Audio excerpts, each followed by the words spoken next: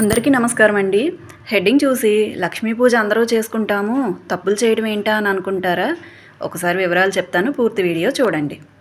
అందరూ పూజలు చేస్తారు, మంత్రాలు చదువుతారు, యూట్యూబ్ పుణ్యమా అని తెలియని చాలా విషయాలు కూడా తెలుసుకుంటున్నారు. కానీ ప్రతిరోజు చదివే లక్ష్మీ అష్టోత్తరాన్ని మాత్రం 199 మంది తప్పుగా చదువుతున్నారు.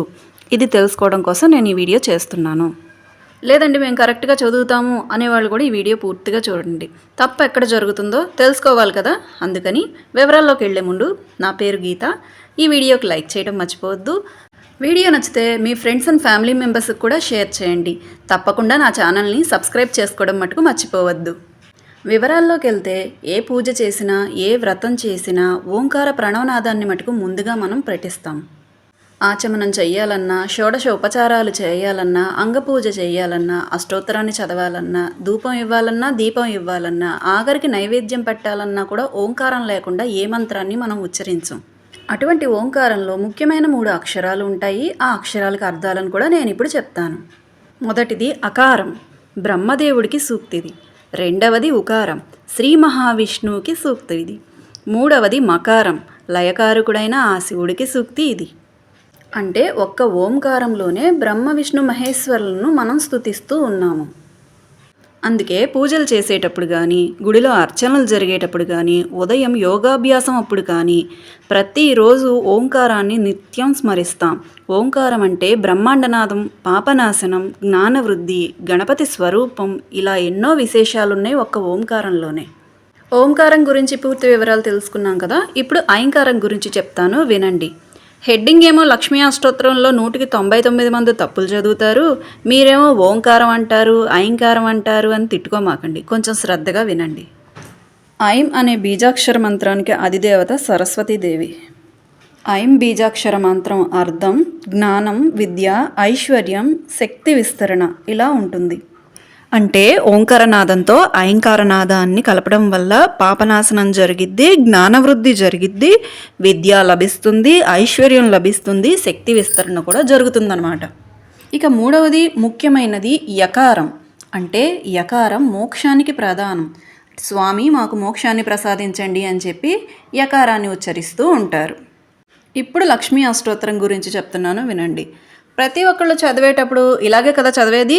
ఓం ప్రకృతియే నమః, ఓం వికృతియే నమః, ఓం విద్యాయే నమః, ఇలాగే కదండి చదివేది. ప్రతి ఒక్కరూ లక్ష్మీ అష్టోత్తర పుస్తకాన్ని పక్కన పెట్టుకొని చూడండి.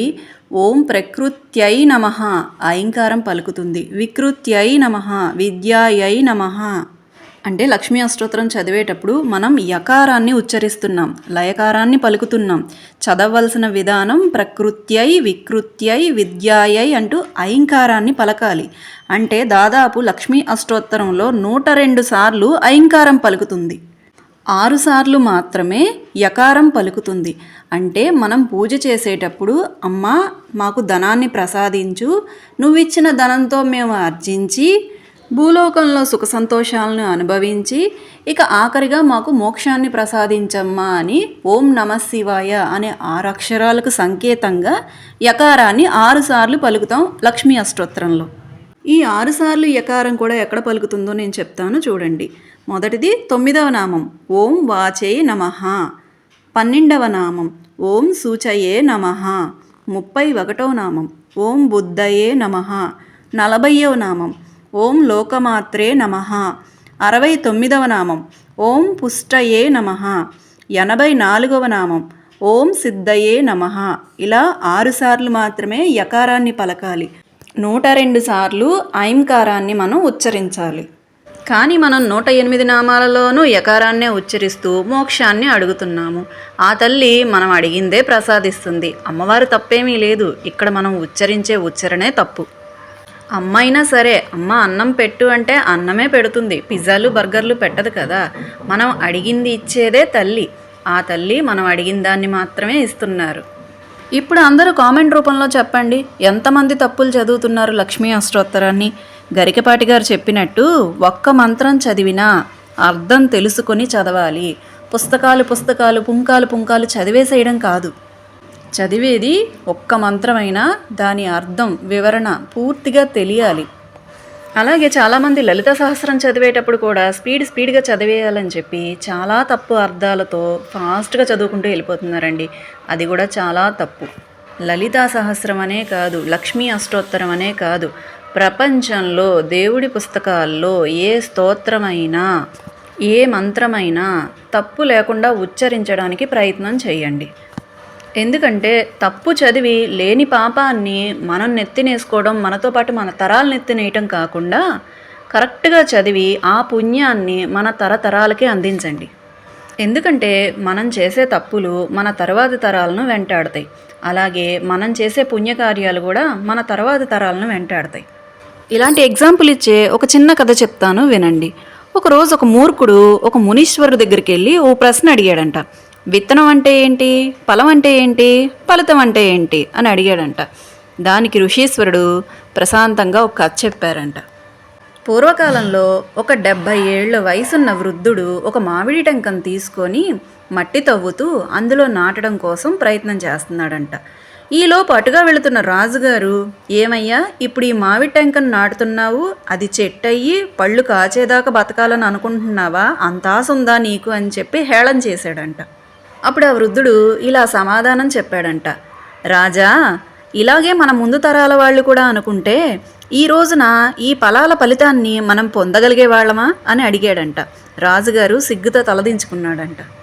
అలాగే మనం చేసే పూజా ఫలితాలు కూడాను మన తరతరాలకి ఫలించేలాగా వర్తిస్తాయి. మన పాపాలు కూడా అలాగే వర్తిస్తాయి. ఇక్కడ విత్తం అంటే నువ్వు చేసే కర్మ, దానివలన నీ కుటుంబం మాత్రం అనుభవించేది ఫలం, ఆ తరువాత తరతరాల వాళ్ళు పంచుకునేది ఫలితం. అంటే ఇక్కడ నువ్వు చేసే మంచి అయితే మంచే జరుగుతుంది కుటుంబానికి, అదే చెడైతే చెడే జరుగుతుంది. ఎందుకంటే దాని ఫలితం అనుభవించేది కుటుంబాలు, తరతరాల వాళ్ళు. ఇప్పుడు చెప్పండి, మనం ఏం చేయాలో? మంచి చేయాలా, చెడు చేయాలా? చదివే ప్రతి మంత్రం, ప్రతి స్తోత్రం అర్థం తెలుసుకొని, అర్థం కాకపోతే వెతుక్కొని మంచి జరిగేలాగా చేసుకోవాలి. నోటికి వచ్చింది చదివేయడం ఒక తప్పు అయితే, అది తప్పు అని ఎదుటి వాళ్ళు చెప్పినా కూడా దాన్ని సమర్థించుకుంటాం మహాపాతకం.